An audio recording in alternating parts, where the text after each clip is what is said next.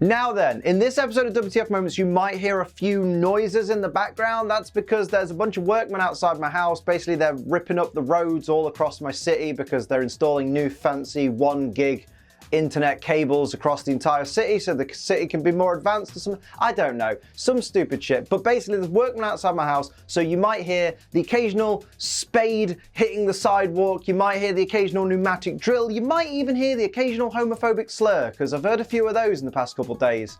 Builders. But regardless, I need to eat, my dogs need to eat, my girlfriend needs to eat more than just no, don't say that. We all need to eat, basically, and I gotta pay the bills, so let's make a video all about the WTF Moments for Pokemon Season 1, Episode 46, Attack of the Prehistoric Pokémon. As the episode begins, Ash and Co. find themselves in the beautiful Grandpa Canyon. Aha, get it, Grandpa, because stuff's old here? Cartoons love subtlety, don't they? Oh my god, it's Gary! Gary! It's been ages since we've seen him, and he's cosplaying Indiana Jones for no reason. God, don't you hate that one friend? Everybody's got one, that one friend that can't just go on a cool adventure. They have to go out and get all the gear as well. Like when you go paintballing and that one douchebag turns up that has the super, ultra, mega, deluxe paint sniper rifle. I really hate those people. Apparently this area is the site of the Great Fossil Rush, and Ash says he's gonna find a Pokemon fossil before Gary can even start digging. Even though Gary has literally just ran off to find a place to dig, and Ash is still in the middle of this little tantrum. Off to a great start there, mate. Brock doesn't feel comfortable digging up fossils that have been lying in the ground for thousands of years. Brock, mate, if they're fossils, they're dead. They won't mind. Misty thinks if they've been underground for so long, they deserve some fresh air. Misty, mate, if they're fossils, they're dead. They're not worried about fresh air. These kids are dumb.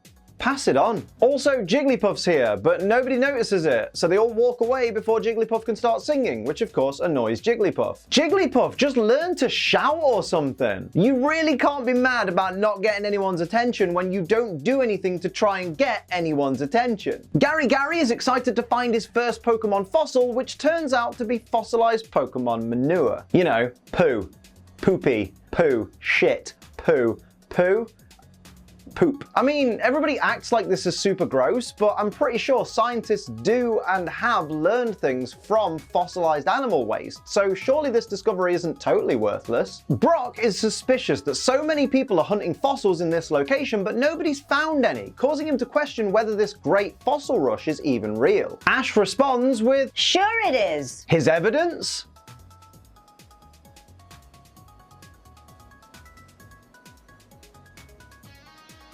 Excellent articulation there, Ketchum. You did such a great job of really proving yourself to be right by citing absolutely no sources. You'd have a great career on Twitter. Meowth does me a favor by smacking Team Rocket on the head when they're in the middle of reciting their own motto to literally nobody, so that I don't have to mention it. Well, actually, Liam, aren't you mentioning it right now?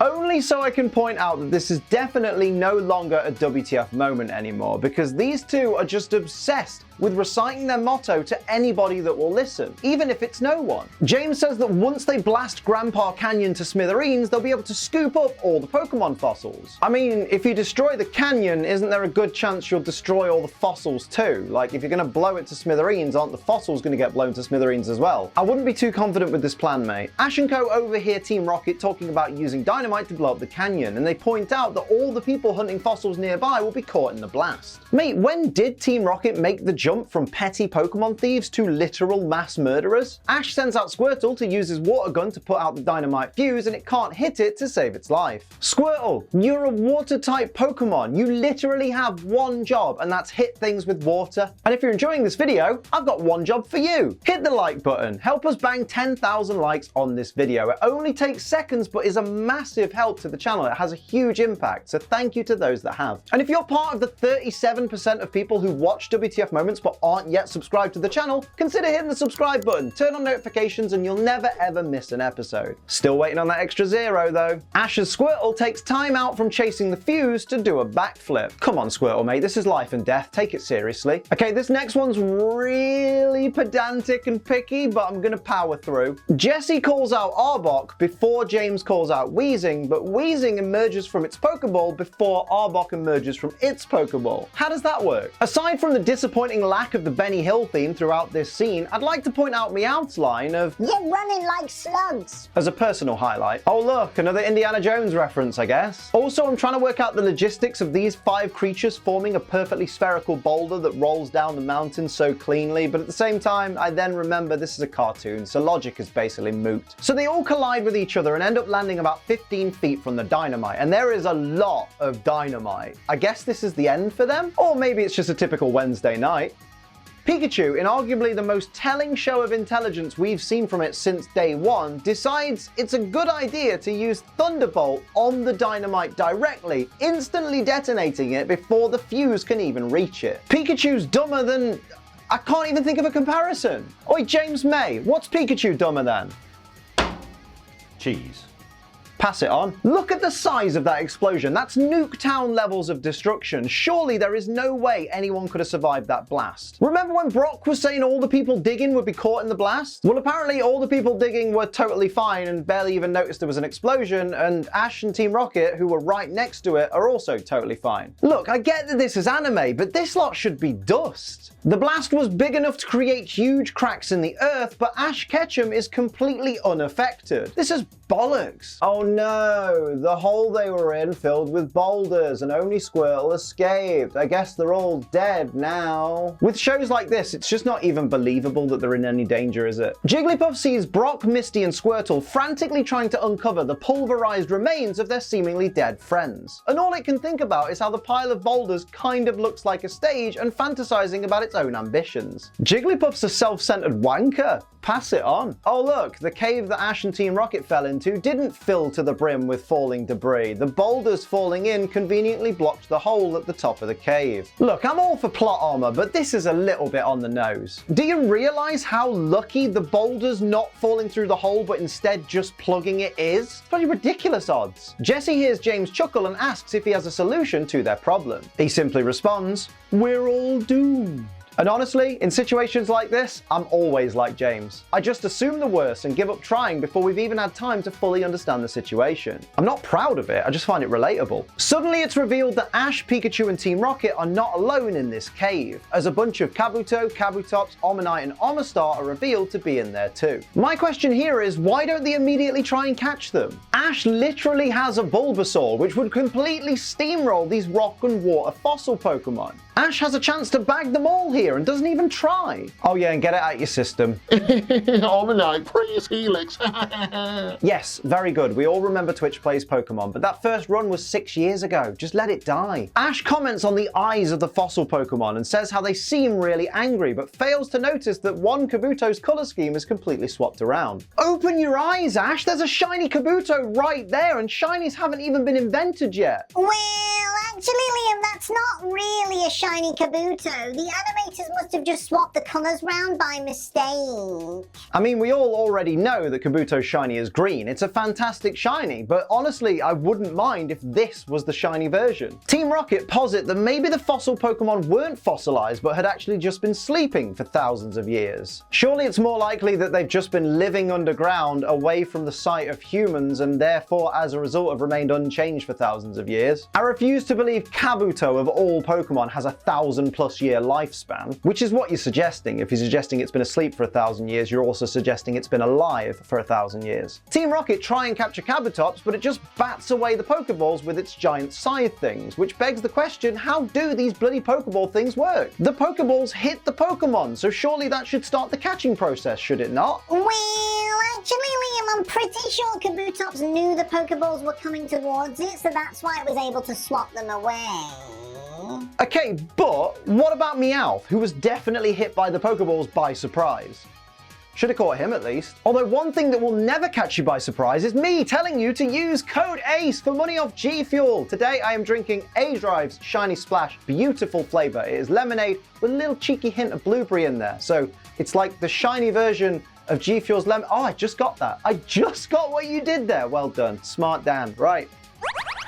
Use code ACE for money off. This is like one of the best flavors right now. Holy crap. Code ACE, G Fuel, you know the drill. There's Code Ace shirts in the store as well. Go buy one of them. Okay, two things. When Ash decides the only solution is to battle, why does he send out Charmeleon, a fire type, against a horde of rock and water type Pokemon? I know Ash is an idiot, but come on, this much? And two, why does he throw Charmeleon's Pokeball so far away from the action? Surely you'd want your Pokemon to be between you and the imminent danger, not behind you. Even Pikachu's like, bruh. When Charmeleon decides not to obey Ash, Ash decides to whine about it, rather than send out his super duper effective Bulbasaur that could absolutely rinse through these fossil Pokemon like they were nothing. Or even get Pikachu to use Thunderbolt, which A, in the anime always solves everything, and B, is super effective against these water type Pokemon. I say Thunderbolt solves everything, but today it literally caused the problem. In a way. And so our valiant hero runs away from his problems, instead of solving his problems super easily with his super effective Bulbasaur. And no, I'm not going to drop it because it's a massive plot hole. Oh my god, Brock actually sent out a Pokemon. Brock realizes they've exhausted all efforts to save Ash and Pikachu, so finally, begrudgingly, sends out Geodude to start helping move the boulders. He could have used Onix, got it done a little bit faster, but let's take it one step at a time. It's progress. Well done, Brock. Well done. Let's just skim over the fact that Geodude doesn't even check behind itself before it starts lobbing boulders over its head. Have a bit of common sense, mate. Misty mentions that Ash better hold on because he still owes her a new bite. And we thought Misty cared about Ash. She literally just wants to find his wallet among the rubble. Arbok and Weezing are getting battered as always, but this time I'll give them a pass because it is 6-on-2. Pikachu uses Electric Shock, not a move, but whatever, on the two Kabutops, and apparently it has no effect. Absolutely no effect. An electric attack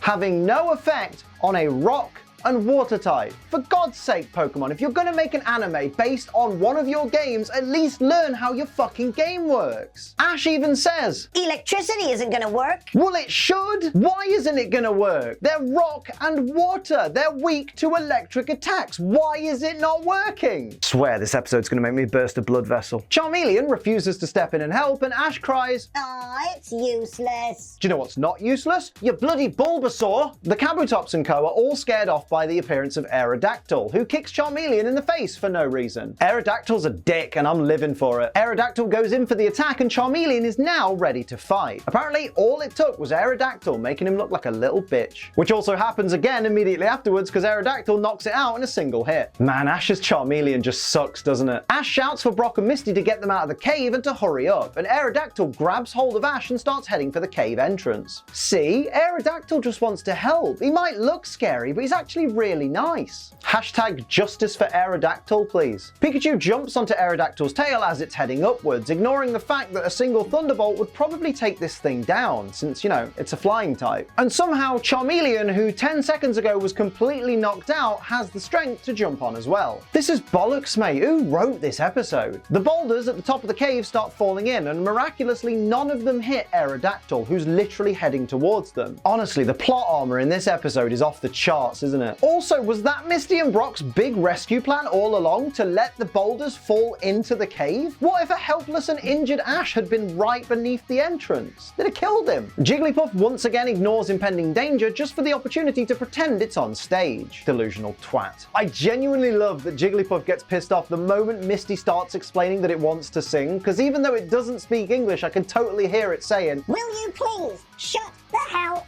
up? Charmeleon and Aerodactyl look about to have the face-pulling battle of the century, but it ends after one round when Aerodactyl pulls out the older Kanbei. I mean, come on, how offensive can you get? Aerodactyl, if you're gonna go as far as to show the red part of your eyelid, you might as well have killed Charmeleon's family. Would have been a far more dignified end for him. Charmeleon throws such an intense bitch fit at the idea of being physically and mentally destroyed by Aerodactyl that it evolves into Charizard. That's the spirit, mate. If you can't beat Aerodactyl, double your rock weakness. Wait, also let's just ignore the fact that Ash's Charmeleon has somehow grown 20 levels in the space of like 3 episodes, and its only real victories were against some Executor, Team Rocket, and a Paras.